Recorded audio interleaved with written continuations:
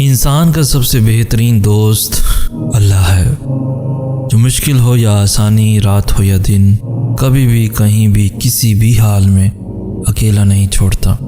روٹھتا ہے تو بہت جلدی مان بھی جاتا ہے، کبھی رسوا نہیں کرتا، ہمیشہ ساتھ رہتا ہے، ہمیشہ ساتھ دیتا ہے۔ اور اللہ سے دوستی کے بعد پھر ایک وقت آتا ہے جب آپ کو تنہائی سے ڈر نہیں لگتا، اکیلا رہنا برا نہیں لگتا، آنکھوں میں لوگوں کی وجہ سے آنسو نہیں گرتے، ہونٹوں پہ ہر وقت مسکراہٹ رہتی ہے، ہم سے کوئی بات کرے نہ کرے دل مطمئن رہتا ہے۔ وہ ایک لمحہ جب درد کی شدت دل کو سجدے میں جھکا دے اور ہر آس و امید بس اللہ سے لگا دے۔ نصیب کے پیارے ہوتے ہیں وہ جنہیں اللہ خود اپنی طلب میں لگا دے۔ سب کچھ پاس ہو کر بھی، گاڑی بنگلہ پیسے سب کچھ ہے، مگر بے سکونی ہے تو سمجھ لو تمہارا دل دنیاوی چیزیں نہیں چاہتا، بلکہ وہ اللہ سے جڑنے کے لیے تڑپ رہا ہے۔ خود کو اللہ سے جوڑ لو، ہمیشہ کا سکون تمہارا مقدر بن جائے گا انشاءاللہ۔ حضرت امام علی علیہ السلام فرماتے ہیں، جب کسی کو کسی سے رشتہ ختم کرنا ہوتا ہے تو سب سے پہلے وہ اپنے زبان کی مٹھاس ختم کرتا ہے۔ بری نیت کے ساتھ بظاہر کیے جانے والے اچھے عمل کو بھی پھل نہیں لگتا، لیکن اچھی نیت کے ساتھ کیے گئے چھوٹے سے چھوٹے عمل کو بھاگ لگ جاتے ہیں۔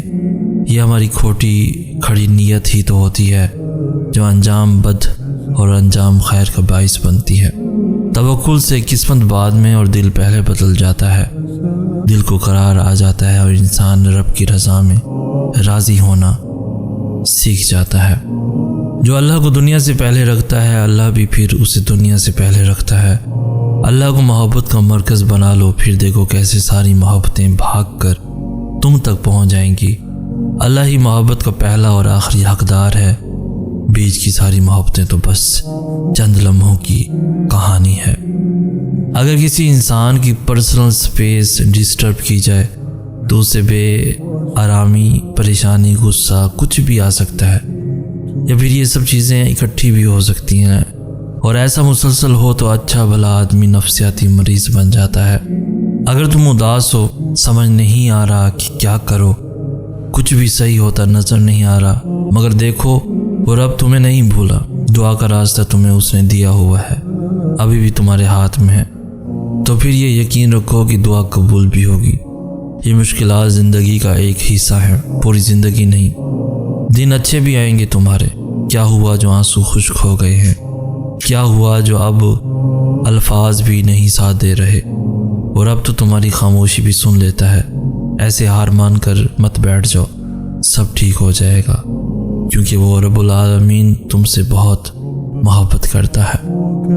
یقین رکھو اللہ نے جو تمہارے لیے لکھا ہے وہ آخر میں تمہارے ساتھ ہوگا، پھر لوگ جتنی بھی رکاوٹیں کھڑی کر لیں، پھر نصیب جتنی بھی کوششیں کر لے۔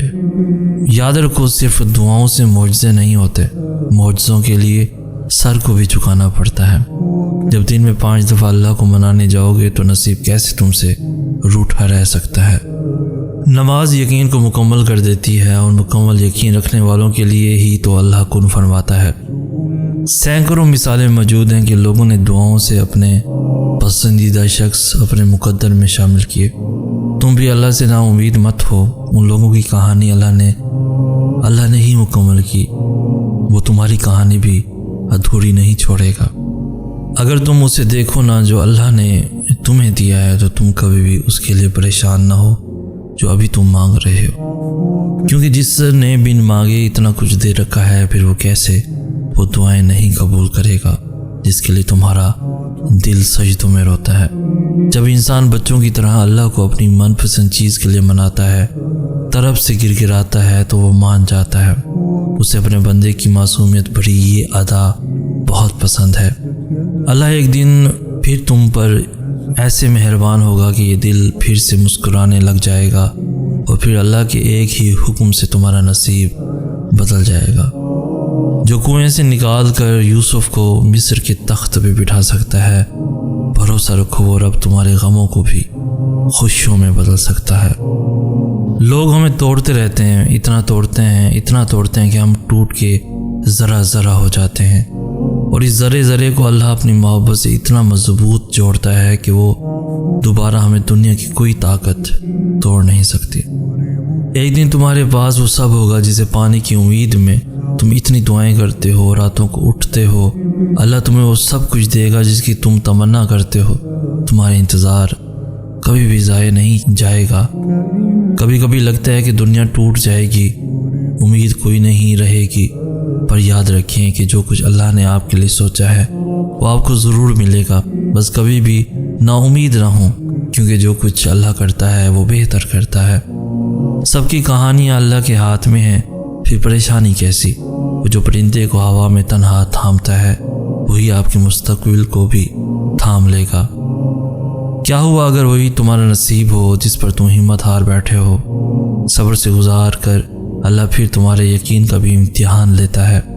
وہ تمہیں سزا نہیں دیتا بلکہ تمہیں اپنے پاس لانے کے لیے آزماتا ہے۔ تم یہ کیوں نہیں سوچتے کہ دینے والا مقدر اور تمہارے وسوسوں سے بہت بڑا ہے؟ کیا ہوا اگر اللہ نے مقدر کا وہ حصہ نامکمل اس لیے رکھا ہو کہ تم اس خالی جگہ کو اپنی دعاؤں سے، اپنی چاہت سے مکمل کر لو؟ دعاؤں کا مسلسل تمہارے لبوں کی تسبیح بن جانا اللہ کی طرف سے تمہارے لیے قبولیت کا ایک اشارہ ہے، اور دعائیں مانگتے رہو، اسے اپنے بندے کے اٹھے ہوئے ہاتھوں کی لاج رکھنا آتا ہے۔ خزاں میں ایک ایک کر کے اپنے تمام پتے کھو دیتا ہے وہ درخت، مگر بہار کی امید کبھی نہیں چھوڑتا۔ تم بھی رب العالمین کی رحمت کی امید نہیں چھوڑنا کہ بہار سے لطف اندوز وہی ہوتے ہیں جنہوں نے خزاں کی شدت محسوس کی ہو۔ جب تمہارا دل گھبرا جائے، جب تم بہت زیادہ پریشان ہو جاؤ، جب کہیں سے بھی تمہیں امید نہ مل رہی ہو، جب ہر کسی سے تمہیں تکلیف بس مل رہی ہو، تمہارا دل بے چین ہو رہا ہو، اس وقت علم نشرہ پڑھ لیا کرو۔ بے شک مشکل کے ساتھ آسانی ہے۔ جو رب ایک ماہ صبر کرنے پر انعام عید کی خوشی سے نوازتا ہے تو وہ تمہارا سالوں کیا گیا صبر رائے گاں کیسے جانے دے سکتا ہے؟ وہ تمہارے درد کو محسوس کرتا ہے، وہ جانتا ہے تم کتنی تکلیف میں ہو، اسے پتہ ہے تمہارا ٹوٹنا، تمہارا ٹوٹ کے بکھر جانا۔ تم صبر کی انتہا پر ہونا تو سنو، اس کی مدد بس پہنچنے والی ہے۔ تمہارے یہ بہائے ہوئے آنسو اس نے قبول کر لیے ہیں، تمہارا سجدوں میں اس کو پکارنا اسے پسند آ گیا ہے، وہ بس اب راضی ہو گیا ہے تم سے۔ تمہارا نصیب اب بہت جلد بدلنے کو ہے، تمہاری بے رنگ زندگی میں اب وہ رنگ بھرنے والا ہے۔ اب تمہارا گھر بھی خوشی کے پھولوں سے مہک جائے گا۔ یقین کرو تم اپنی دعاؤں کی قبولیت جلد دیکھو گے۔